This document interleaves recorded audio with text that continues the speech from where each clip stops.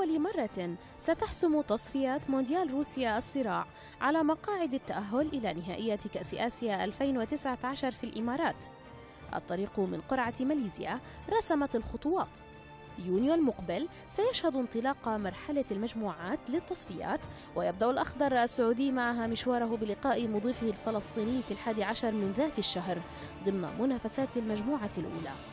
وسبق للفريقين أن التقيا آخر مرة في نوفمبر الماضي، انتصر فيه الأخضر بهدفين دون رد. الجولة الثانية تشهد غياب السعودية عن خوض أي مباراة لتراقب الفرق الأربع المنافسة لها. في 3 سبتمبر الموعد سيكون مع الضيف الجديد المجهول تيمور الشرقية. الفريقان يلتقيان لأول مرة في تاريخهما، ويعتبر الضيوف من أضعف منتخبات العالم، ويحتلون المركز 52 بعد 100 في تصنيف فيفا الأخير.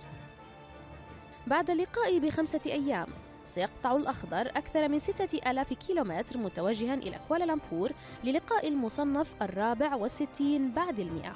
حظوظ المنتخب الماليزي تبدو ضعيفة نظريا، فمن 4 لقاءات بين الفريقين في تصفيات المونديال فازت السعودية في مناسبتين وتعادل مرتين. الأخضر يختم مرحلة الذهاب على أرضه ووسط جماهيره بلقاء نظيره الإماراتي في 8 أكتوبر المقبل.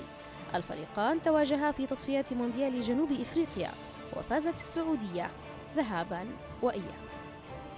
في 13 أكتوبر تبدأ مرحلة الإياب بلقاء الأخضر مع ضيفه الفلسطيني قبل أن يستضيف تيمور الشرقية في 17 نوفمبر، وتختتم التصفيات بلقاء الضيف الماليزي والارتحال بعدها إلى أبو ظبي لمواجهة الإمارات في شهر مارس العام المقبل.